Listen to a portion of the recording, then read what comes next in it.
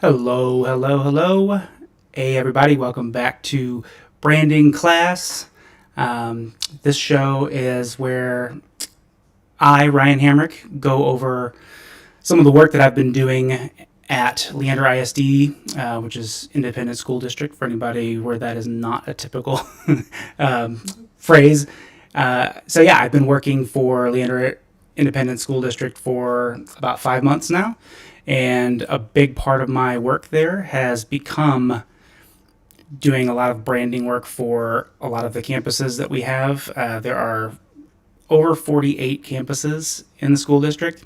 If you've tuned in to a couple of the previous episodes, we've looked at some of the work I've done for the graduation programs this year and trying to kind of unify those a little bit more than they have been in recent years and kind of get back to a little bit of a kind of a little cohesion among the schools of the district. So a big other part of what I've been doing though is working on some branding and some rebrands for some of the campuses. There are a lot of them that have kind of been using the same branding that they have currently for sometimes 10 or more years.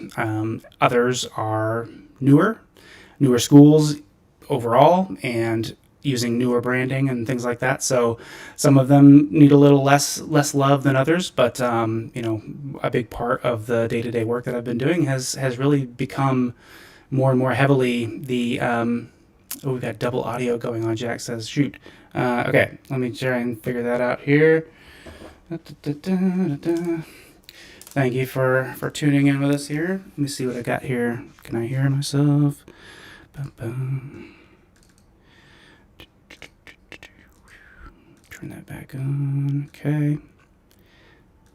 All right. Jack, let me know what we got going on there. Let's see.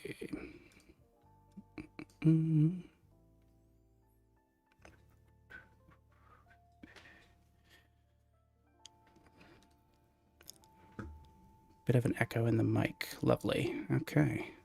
And I've actually got everything kind of stripped out here. Let's see. Try turning this on.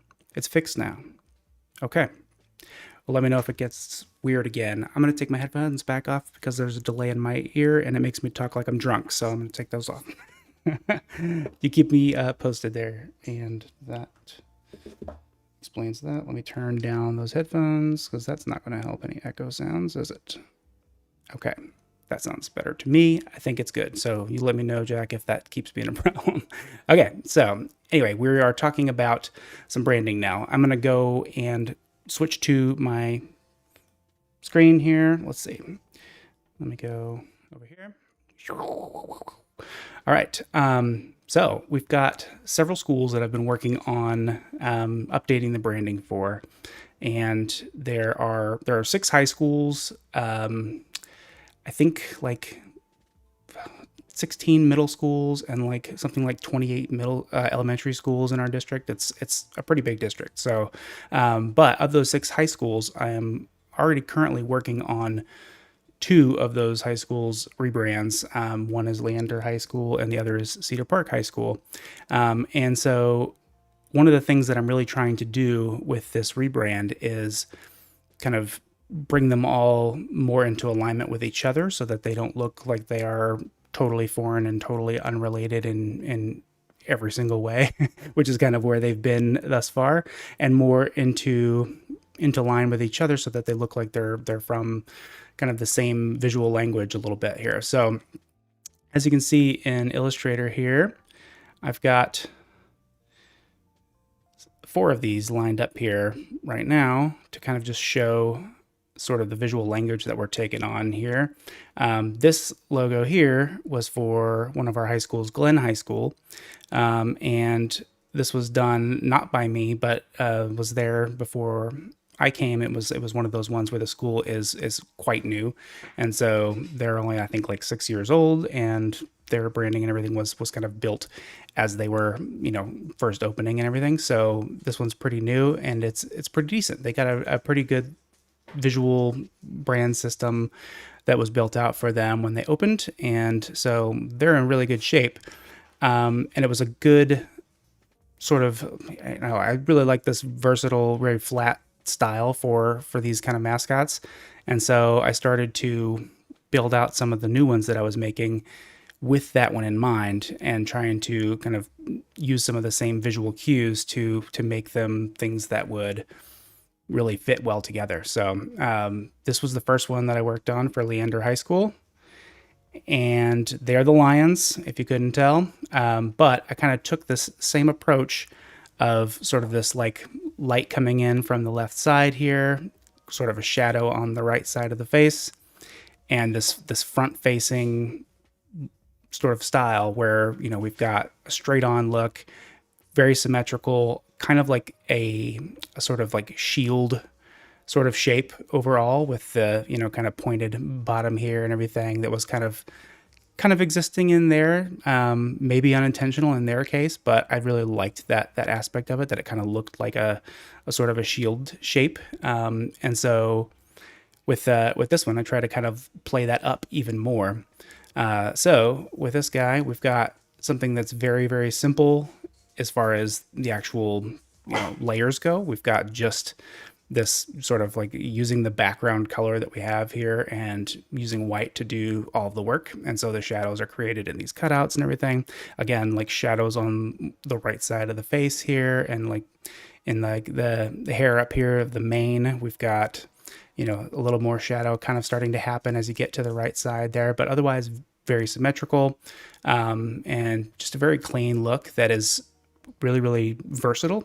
So like the logo that they had currently was very red heavy, which is not really one of their primary colors. They're mostly white and blue, and red is just kind of an accent. And their logo that they had was very half red, half blue, basically. So, and it really didn't work super great in any kind of applications where you'd want to print it in one color, or use it on a background just kind of in one color, and it would have taken a lot of work to really get it to that point. So I wanted to keep things like that in mind, because with these brands, you've got so many campuses and so many different people at those campuses that are going to be using these things, and you really got to think about that kind of stuff when you're thinking about branding and making it something that will last and be very, I don't know, just be very usable for people, no matter what their skill level or their knowledge is of things like Illustrator or whatever. You don't know what tools people are going to use to implement these things that you're designing. So it's good to give them plenty of options so that they don't have to try and make things for themselves to suit the needs that they have at that moment. You want to make sure that there's like a wealth of options, so that anytime they come across a need or a place they need to put a logo, if there's one that just doesn't, if there's just one graphic, right? One PNG without a background, even, like, that's already better than some people have, right? Sometimes you've got backgrounds on things that people have to eliminate, and have to just know how to do that, or know a tool to do that.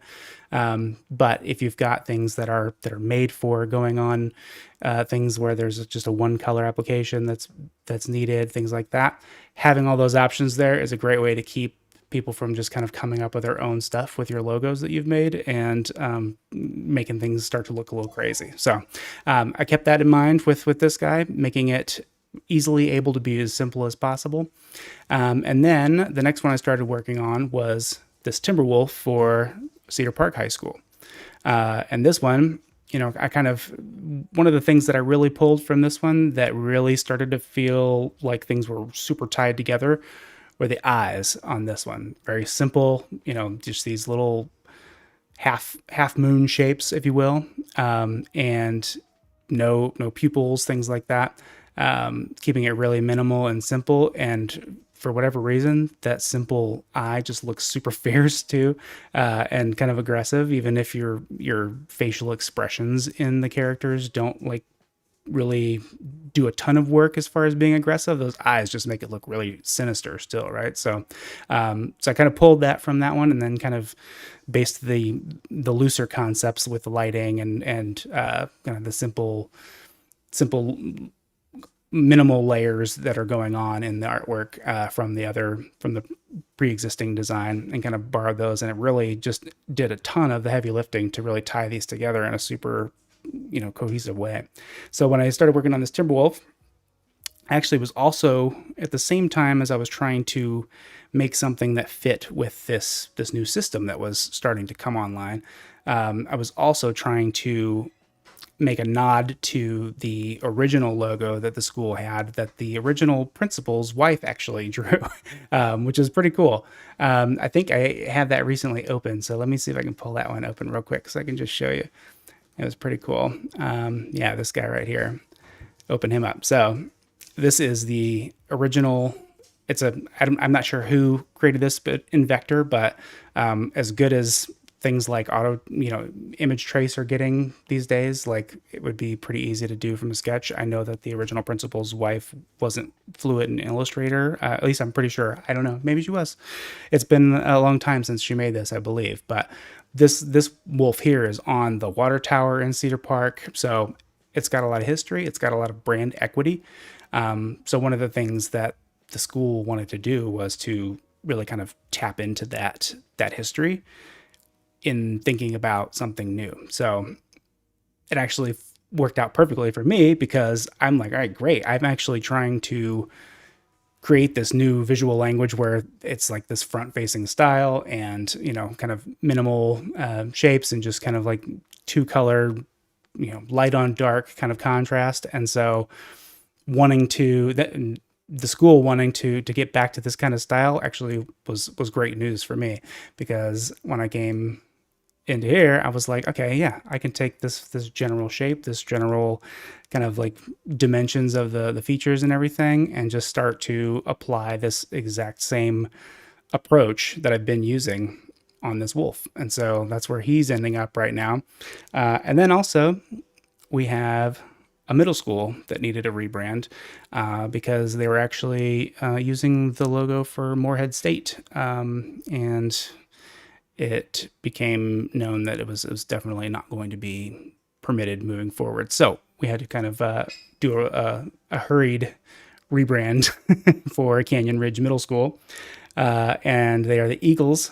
And so we've got this handsome and, kind of threatening fella here. But there were a couple things that I wanted to do here.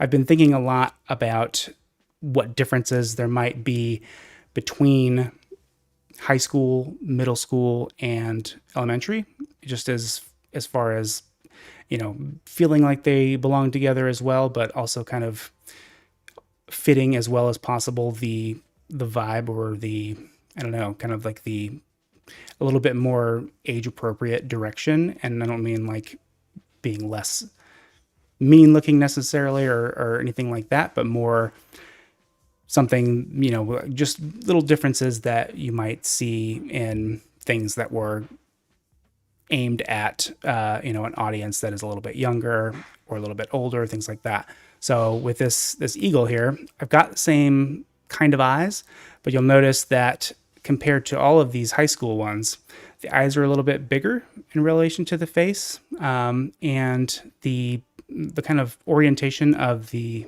eyes themselves and like the area around them is less. It's a little less angled in, a little less angry looking and aggressive. Because, these kids are a little bit younger. They're starting to get to that point where they're very competitive in athletics and things like that. And where a little bit more aggressive mascot and branding would be particularly applicable to them, but not quite so far in the fierceness direction like these high schools, right? So you can see some of that starting to, be represented in something that looks very much of a piece with the other ones, but isn't quite as mean and tough, but getting there, right? So I've actually got this sketch pulled in, and I figured what we could do is we could just jump right into this one here and just kind of show how I redrew this in Vector with the pen tool in Illustrator. And I think, this is something that I really would have had a lot of trouble with live and would be really resource intensive, but just look how easy it is to zoom in. That didn't used to always be the case. I just love that. I can get super into the details here really, really smoothly. In and out. Bam. That's beautiful. Okay, let's go ahead and close this guy so I quit switching to him. And we'll go back to this eagle here. All right, so I've got this. This is just a sketch from my iPad. It might look like with the contrast that it's maybe vector, but you can see there it is just a sketch. And so I've got this in here now. I'm going to go ahead and lock this. Actually, you know what? Let me bump that opacity down a little bit first. Oops, I don't have it selected. How about that? All right. Get that a little lighter here so I can reference it, but not have it in my way too much. All right, now I can lock it. I'll just go ahead and create a new layer on top of that. And we'll come in here, and I really like to draw in white on black often, specifically, or at the very least, light on dark, so that I can really, I find that difference of the stark contrast a little bit easier for kind of keeping track of things like balance and just kind of spacing and things like that. I feel like it really makes things, makes issues particularly stand out a little bit better as I'm building things and drawing. So as I'm coming in here, I've got that guy reduced in opacity there a little bit, and I'm gonna go ahead and grab my pen tool here. And with this guy, obviously we've got a lot of symmetry going on, right? So I want to use that to my advantage as I'm building this. So instead of drawing both sides of this thing, I'm going to start anywhere that I can by drawing one side of it, getting that really close to where I want it, and then doing some mirroring and duplication, right? And so I'll kind of show you how I go about doing that kind of thing. This guy here on the outside is going to, at least for starters, be kind of like an offset stroke once I've got the inner shapes built. So I'm going to skip those for now. And I'm going to come right in here, and we'll just start with this big forehead piece here. I've got my pen tool, great. Let me go ahead and lose my fill, and I've got a black stroke that works for now. Okay. And so we can see I've got this sketch put right in smack in the middle of my artboard. So my smart guides are going to help me with placing some of these points here so that I'm working right in the middle, and then I can just keep everything really, really balanced when I'm thinking about that symmetry and when we're duplicating things later. And I'll just go ahead and start right here on the top of this. I'm holding my shift key over here to kind of lock that in a perfectly horizontal orientation here on those handles. And then I'll come over here, get a next point there, hold my command key and drag that out there. Maybe fix that angle a little bit there. Okay. All right. And then again, I'm going to mention this probably every single week because it bears repeating until everyone's doing it and nobody doesn't know what the shortcuts are. But learn your keyboard shortcuts, especially with using the pen tool. I always make sure that I've got the direct selection tool selected most recently, and then I go to the pen tool. So that way, anytime I hit command, it becomes my direct selection tool. Really, really helpful for editing your paths while you're in the middle of drawing one. And also your option key, your alt option key, depending on what your keyboard looks like, is really, really helpful while you're doing the pen tool as well. So in this case, I brought this one down. This is a smooth point here. So I'm going to hold option, and then I'm going to drag from that point this direction, which kind of breaks the connection between those handles there, and take that one over here. And I can hold command and pull that guy. And it's a little tricky sometimes when they're close to straight. All right. And then I'll do the same thing over here. Hold option and drag from that point so I can change his direction there. I'll bring him down to about here. And in my sketch, I've got these like rounded corners here, but just because of not taking a ton of extra time to sharpen those up in the sketch, not intentionally supposed to be rounded necessarily. So, all right, so we talked about this a little bit with the lettering we were doing last week, but with an S curve like this, it can be a little tricky to figure out where to put your points, right? So obviously our starting point has to start going in the right direction. No other way to do that. But what I'll often try and do is with an S curve, I might try and start by going to just all the way to the other side and putting my endpoint in, going the way that it needs to go, and then see how close I can get to making this curve with just those 2 points. If anybody has a better way to do something like this, or any feedback on ways to do something like this better, I know I would benefit from it, and I'm sure other people in the chat would too, so feel free to chime in. All right, I just deselected my guy there, so let me get that back in there. Okay, so now you can see we are awfully close to the curve that I drew on the iPad with just 1 point on this end, 1 point on this end, and just kind of like played with it until I got to the right spot. And there may be a cause for adding another point in there later on if I, decide that it makes things easier. But the fewer points you have, the smoother your curves are generally going to be, and it makes it much easier to edit things later if you find that you need to. So always keep that in mind to try and use as few points as possible. All right, I'm going to hold Option while coming off of this point as well. Get that curve going there. I'm going to hold Command to pull this guy down a little further, because again, I've got these rounded corners because of the quality of my sketch, but not necessarily what I want. So the point will probably actually come out to about there. And then again, I'm going to do like half of this and then mirror it. So that's where my first guy was. He's right on that center line, which isn't a line obviously, but if I've got that visible, I can get the smart guide showing up and put that guy directly under it. I can fix this curve here a little bit.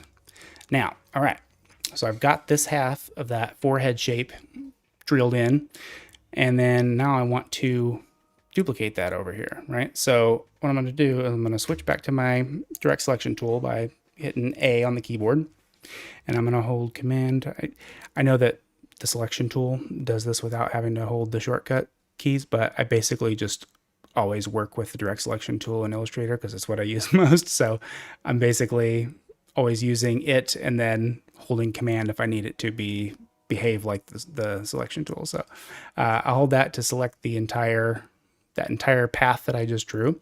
And then I'm going to hit the keyboard shortcut O to switch to my mirroring tool. And with that, what I can do is we can see right here that it puts this kind of bright blue center point in there. And that center point is just based on the entirety of the selected shape. So you can always, a good hint that you don't have everything that you want to have selected is if that thing isn't like in the middle of everything that you think should be selected, then that's a clue that you don't have the right things selected. That happens to me all the time when I've got just one path or like one segment selected instead of the whole thing, and then it's not where I expect it to be. But if I just use the mirror tool now, what that's going to do is it's going to mirror it right where it is. So if I say, for instance, hit Enter, it's doing, okay, I've been calling it the mirror tool. That's what it is in my head. It's the reflect tool. Thank you, Illustrator modal pop-up. That is helpful. So what it is doing is flipping it vertical right now, which does flip it like this, like I was hoping for, but it's not where I want it to flip, right? It's not super helpful for it to flip right in place because that's not where it's going to live. Horizontal flips it like that, flips it the other direction, but we do want vertical, but we don't want it to flip right there. And I could flip it right here and then move it into place, but instead of doing that, there's a better way. So I'm gonna go ahead and cancel that. It goes back to what it was, right? So I mentioned that this little blue center guy is where the center of the selection lives, right? And that's where it's going to do any kind of reflecting around. So instead, what I want to do is I want to manually select what that center point that it's going to reflect around is going to be. So the way you do that is that once you've got that reflect tool in operation with the O key, if you hold Option, you can click anywhere you want, and it's going to reflect based on that point that you clicked. So anytime you've got something where you want to mirror things or reflect things over the center of something, you can put guides in place and so on. But in this case, I started drawing this path right from the center of the artwork, right? So I know that this point and actually this point also are both right in the middle of where I want that overall shape to live, right? So if I hold Option and I just click on one of those points, now we can see we've got a nice mirrored, reflected path right on the other side, flipped exactly where I wanted it. And because I was also drawing this on the iPad with symmetry on, the sketch itself is awfully symmetrical as well. So that works out good. We can see it's lining up just as well as the other side did, and isn't wildly out of place in any way or anything. So that's awesome. And now what I want to do with this little pop-up is I can hit OK, and it's going to close that pop-up, and this is what I'm going to have here is just this path reflected, but not copied. You can do either or, whichever you need to do. If you need to just reflect something, great. But what I want to do is I want to reflect it and copy it so that I've got two of them that are mirroring each other. So I'm going to hit copy. Right on. So now I can deselect that. Now we've got both of those reflected paths looking sweet. So now they're not connected though, and I want them to be a connected, complete path. So what I'm going to do is go back to my direct selection tool by clicking A, and then I'm going to go ahead and select both of those points. So we can see by the handles that show up that there are two different points there, right? So if I've got both of those selected, which I did by just dragging over them, if I hold Command, Option, Shift, J, that is join. Okay, you may be familiar with things like, I think, Command Shift J, which is like which averages 2 points into the same place or aligns them, whatever. Command Option Shift J joins them in the exact same spot that they are. So anytime, or if they're not in the exact same spot, it moves them together, makes them meet in the middle, and then joins them, meaning it takes them from being 2 points and makes them 1 point in that spot. So that's exactly what I want to do. And you get the choice when you do that, whether you want to make it a corner or a smooth point. So in this case, this is just a round top of this curved path here. So I'm going to go ahead and select smooth and hit OK. Now we can see by the handles that it changed to 1 point instead of 2 up there. And we've got just the two handles there that control this segment and this segment. So now those are connected, but we need to do that same thing down here. So I'm going to go ahead and drag over to select those 2 points that again are in the same spot because I mirrored them based on that center point. And we see the 4 handles there. So Command Option Shift J. And this is another smooth point because it kind of comes in here to a simple, smooth arc here. So I'm going to go ahead and make it smooth. Hit OK. And hitting corner won't make it like a corner. It just will make it so that the handles are not connected. They're broken from each other. So it'll leave it the way it is, but ultimately you want that to be a smooth Bezier point, right? So now we've got that guy connected everywhere. So if I select him, this is this one single path right there. And we've got our nice little forehead shape all done. All right, so now I can do this eye next. Let me go ahead and get my pen tool again. And I'll start here at this corner of the eye, come up to here. like that. Start from this direction. And I'll grab a point just at the bottom of that eye there. I'll drag that out to where it belongs. And then to connect to this end, you always want to make sure that I've got my Option key held while I kind of finish that segment at that point and connect it. Because if I don't have that Option key held, whatever direction I drag that out to, it's going to change this handle to it too and try and make them a smooth point, which is not what I want in that case. I want that to turn, and I want this side of it to stay the way that I set it originally. So the way that this stroke here is kind of flattening out, it's because this point is actually not quite in the right spot where it should optimally be. So I'm going to grab him, move him over to about there, and then I can fix his little segments on either side to be a little bit more like what I wanted. Like that. There we go. And now that path through that point doesn't start to flatten out so much because it's doing a little bit too much work on one side than it should be. All right, so there's that guy. Now, I want to do the same thing I did with that open path on the forehead shape, but for this closed, complete eye shape here. So what I'm going to do, I'm going to get my direct selection tool, I'm going to hold Command so that I can select this whole shape here. And then I'm going to hit O to switch back to my reflect tool, which I'm going to call the right thing from now on. And we can see he put his little center point right there. Now, maybe a little confusing because it's not in the center of this shape, right? But it is kind of in the center of where the points go, right? It's in the center of the height of the shape and the width of the shape. So that's something to keep in mind too when, it puts it somewhere like that on a shape like this. It's not necessarily in the wrong place. It's just kind of a different kind of center, if that makes sense. So what I'm going to do here is I'm going to grab, all right, I've got this guy selected, right? And I've got my reflect tool. So I want him to reflect over to here, right? So the way that I do that, I can't set my center point on anything on this shape itself, because that's not going to do anything. That's going to flip it right here. Like if I do that, if I hold Command, it's just going to flip it over that point. So that's not helpful. That's not what I want to do.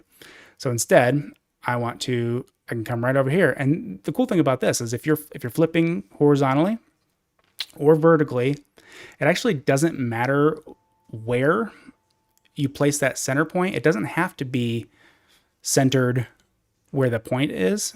All it has to do is be the center of the way that you're flipping. So in this case, right, I could select this anchor point right here and flip it on that one. Or I could select this one up here and flip it on that one. Because I'm flipping horizontally, it doesn't matter which one I select. It's going to it's going to set that as the center point that it's reflecting on. And it's going to reflect in that direction. And it doesn't matter where vertically that point is. It's going to do what you want it to do, right? So I could do it right here. That would be great. I'm going to go ahead and do it up here and show you how it works. So I'm going to hold Option, set that center point. Boom. That is still the center of the document, the image, the artboard, all that. So it's doing what I want, and it's putting it right on top of the sketch over there. Boom. So I do want to copy though, instead of just hit OK, because I don't want to move it over there. I want to copy it over there. So there we go. Now we've got two eyes, exactly the same, mirrors of each other, right in position. Boom. All right. So now things get a little bit tricky with the way that I've drawn this little eagle here. I've got this shading on the right hand side, right? So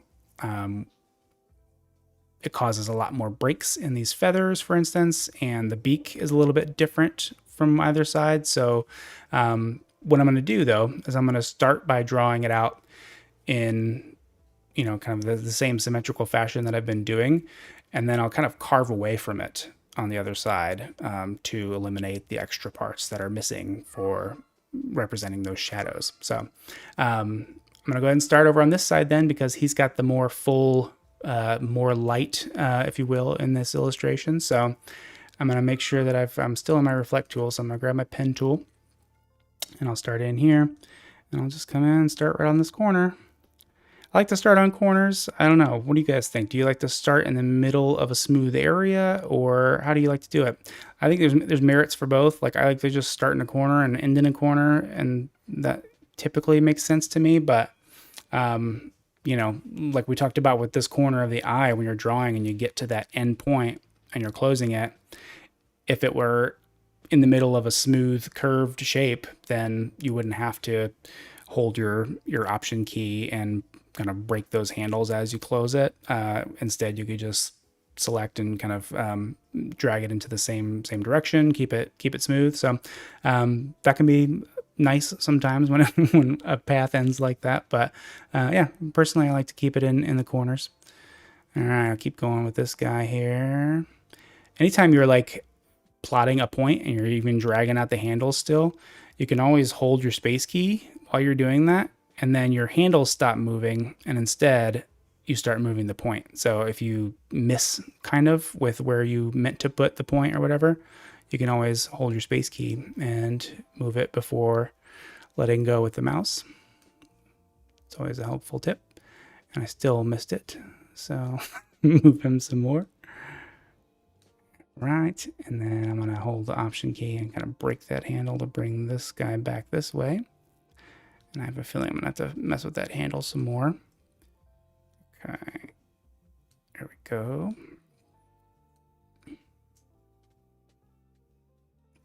Right. Get this guy here.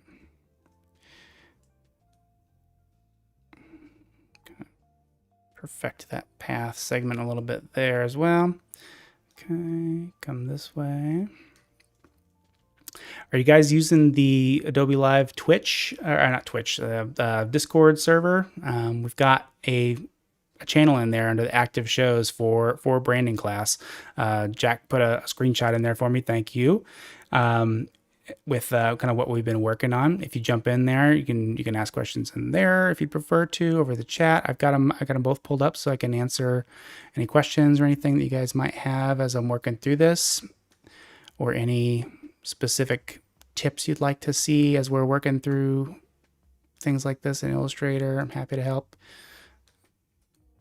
answer anything. I'm trying to like kind of cover a lot of the things that I'm doing, and like things that I think might not be obvious when I'm making certain decisions or things like that.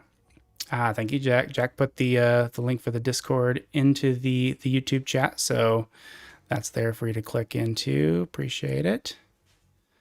But yeah, join in there. We can talk about things in between classes, or between shows too, week to week, and talk about some of the things that are going to be coming up, and talk about things that you guys would like for me to talk about or cover or go into more detail on, whatever. Like let's make it a little party here every week where we can really get a ton accomplished, right? I like it.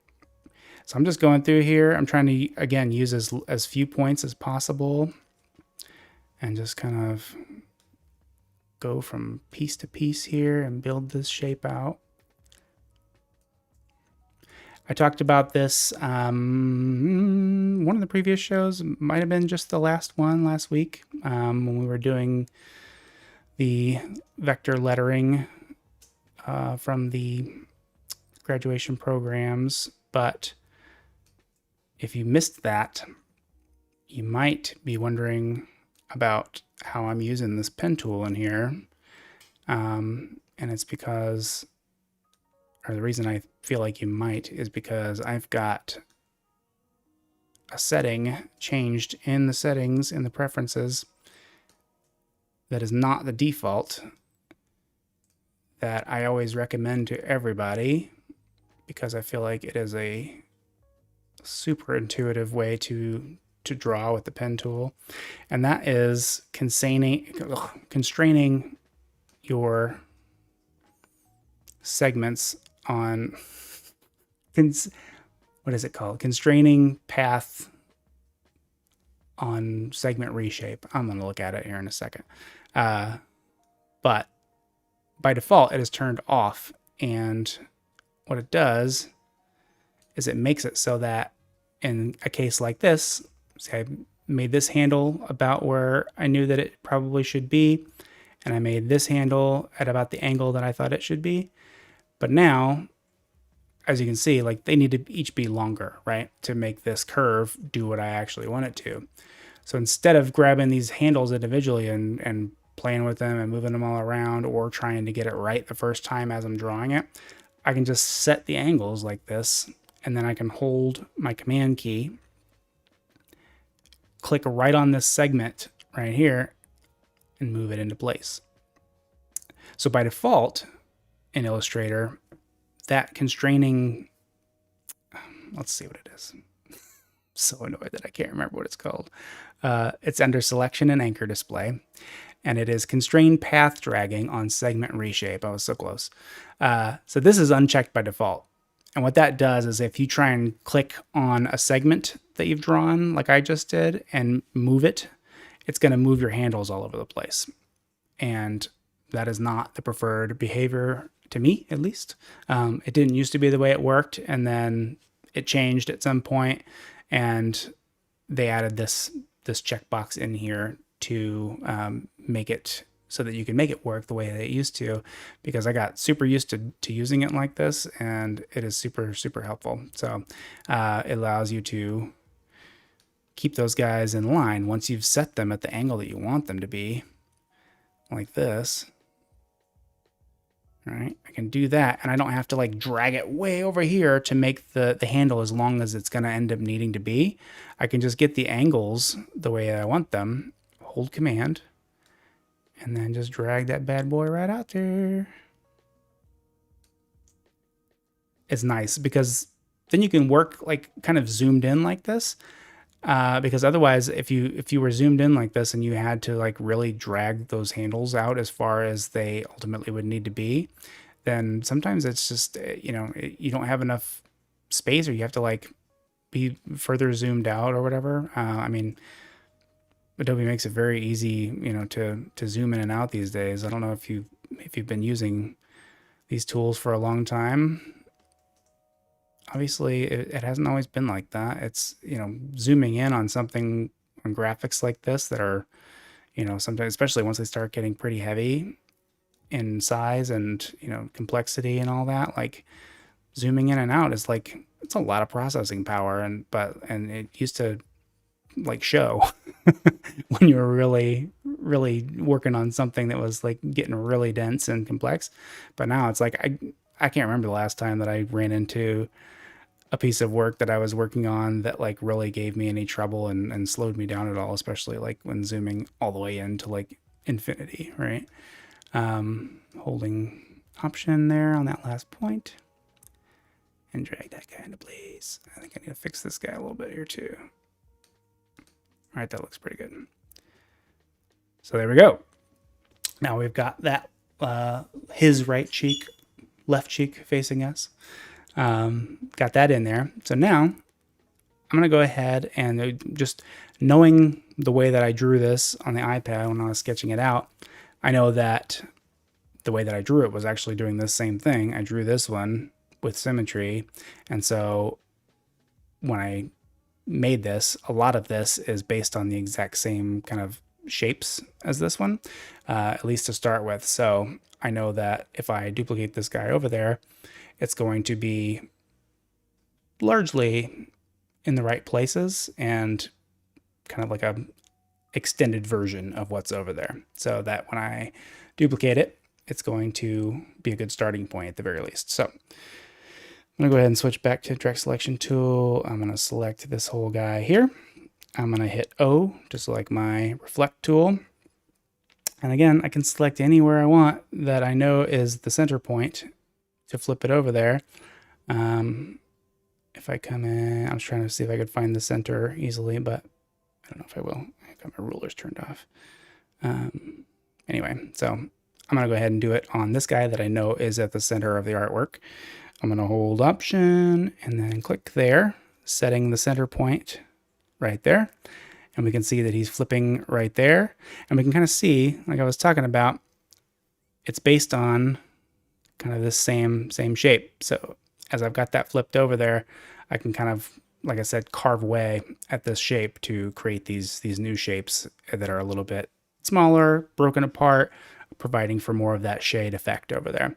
So I'm going to make sure I hit copy over there so I don't just move the shape that I drew. And there we go. All right. So we've got that side. We've got this side here now. And just for time purposes, I'm seeing we're at like 4:45 here, or my time anyway, 2:45 Pacific. I'm going to go ahead and do some of these other shapes too so we can get those in. And so I'll grab my pen tool again, hit P. I'm going to draw this guy. Now this guy down here, this shape is symmetrical, so I'm going to just do half of it like I did on the forehead. Come down here, and my little smart guy is now showing me that that's the center of the artwork. That's very helpful. Thank you. Drag that out there and put him in place there. I stupidly started going this way, which is not the way I want to do it. If I want to do a side of this and do only half of it, so I'm going to hold Command and click off of there so I can break my progress on that. And I'm going to come back up here, and we see that the little slash icon is there showing me that I'm ready to kind of build off of the end of that stroke. So I'm going to go ahead and I didn't hold Command or Option, I guess in this case, and it tried to make that smooth handle, so I'm going to undo that. Hold Option and then drag from there. Boom, there we go. And now I've got that broken handle coming down there, and I'll come down here. Smart guides show up. Thank you so much. Drag a point out right there. Hold Command, pull that segment into place like so. All right, so anytime you end up with like your handles like just way out of whack lengthwise, like very uneven, it probably means that your angles that you're setting them at aren't quite optimal. So in this case, this guy needs to be very short, and that one needs to be very long for it to accomplish this path. So I think what I need to do actually is maybe move this one in a little bit. And same with this guy. So then I can drag that segment up more like that. And now my handles are a little bit closer to even. Maybe I'll come out here a little more even. And sometimes it's a matter of your sketch not being like as perfect of a curve as this vector tool is able to do, obviously. So the chances that I've drawn a perfect curve are like slim to none. So you can kind of get it close and then kind of bank on the fact that this vector curve with 2 points is probably a more accurate or like perfect curve than what I drew. So I make decisions like that a lot where I'm like, okay, I'll go with what Illustrator is saying is what that curve should be. Thank you. And I'll just trust that. So now I'm going to go ahead and hit A, get my selection tool back, select this whole guy, and I'm going to hit O again for my reflect tool. I've got Option held, and I'm going to click on this anchor, which is one of the center pieces of this ultimate reflected path, right? So I'm going to click there, and that is creating that mirrored path on the other side. Great. And I want to hit copy, get him over there. I'm going to hit A from my direct selection tool and drag over these points right there. And we can see by those 4 handles, right, that we've got 2 points in that same spot. Again, this lovely, miraculous little keyboard shortcut is Command Option Shift J for that join in place kind of thing here. And this one is a corner. So I'm going to leave it on corner, hit OK, boom. Now, not only do we have those handles down to 2 instead of 4 now, but the, what is this called? Corners. Okay. The corners helper there for rounding corners and stuff appears because it's now a corner and it's one continuous path through that point instead of 2 path ends meeting each other in the same spot. So there we go. I'll do the same thing for the bottom. We see those 4 handles show up. Command Option Shift J. And he's a corner join again. Bam. Now we've got that single shape. Perfect. I'm going to come up here and do the beak next. And again, we've got a lot of difference from side to side here, but the overall shape is based on the same shape. So I'm going to go ahead and draw like the left side of this guy, mirror him over, and then we'll cut away from that in different ways from one side to another. So I'm going to get my pen tool. I'll just start right on top of the beak here, right on the nose. All right, I'll come down here, drag this bad boy out, like so. Okay, hold Option to break that handle for the next path segment. Bring him over here. Lovely.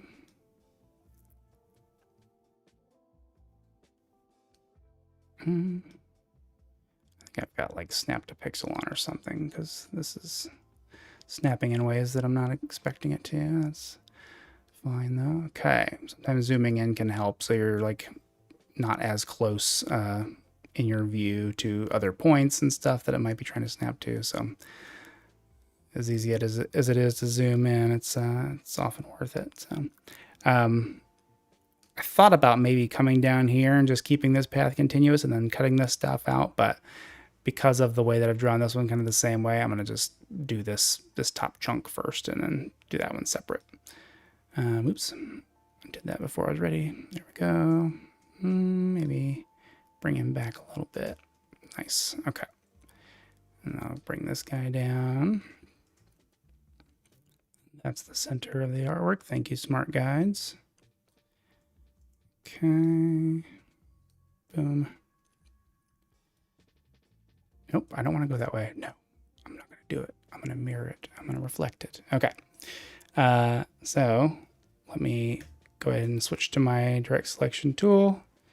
I'll select this whole guy, hit O for my reflect tool, hold Option while clicking on one of those center points. Boom, and then see, we've got this shape technically lives within the perfect reflection of the left side. It just has an extra cutout going on for some shade. So I'll hit copy. Lovely. Get my selection tool back, drag over those points, Command, Option, Shift, J. And that is a smooth join. Thank you. Select these guys, Command, Shift, Option, J. And that one's a corner, so I'll hit OK. All right, so now we got this big shape here. And what I want to do is I want to cut out this section here to add a little bit more shade on the side of that beak. Okay, but actually what I want to do, I'm going to draw this nostril here. I don't know if it's called a nostril on a bird's beak. Anybody know? Let me know. Sound off in the chat if you've got the bird facts for me. Get my pen tool here. All right. Boom. Drag that segment into place. See, handle's not quite right. There we go. That's better. Okay. Keep him going. Probably good to have a point like right there at the top. Put him in place. Boom. All right. Cool. I like that. I'm going to hit A, select this whole bad boy, and get my reflect tool with the O key. Hold Option, select that center point there. We can see he's putting him right there. That's a good start. I'll copy that. Right on. Let me grab this. I'm almost out of time. I want to get this beak done. All right. Get him over here. Obviously, I can share this completed guy with you guys in the Discord channel for branding class, but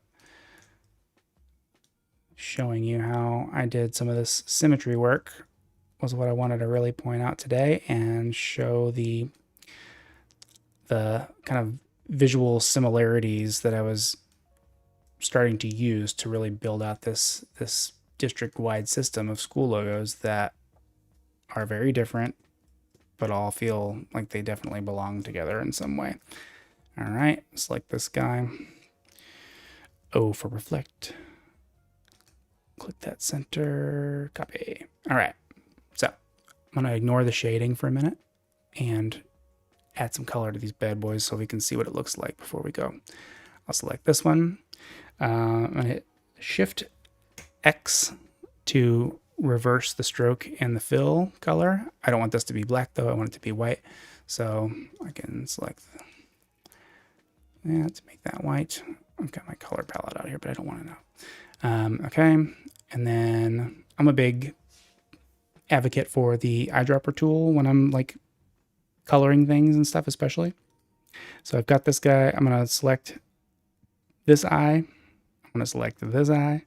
I'm going to select this cheek and this cheek. And I'm going to hit I for eyedropper. Very clever Adobe. I love that. And I'm going to click inside this forehead path that I made white already with no stroke.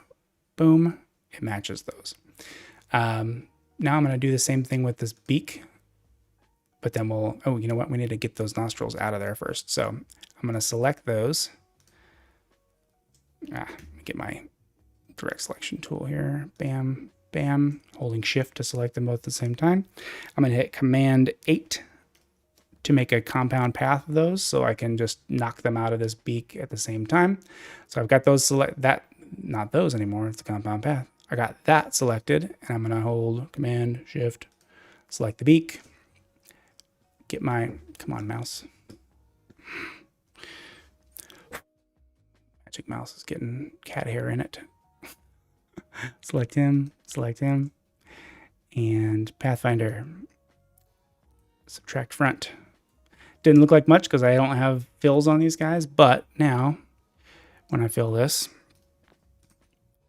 it's all correct. The nostrils are missing, and instead of white, that guy needs to be yellow, obviously. So let's grab a yellow, maybe something like that. Boom. And we'll make these guys select the same. Okay, awesome. Now, if I put a black background behind this, that's not a black background, is it?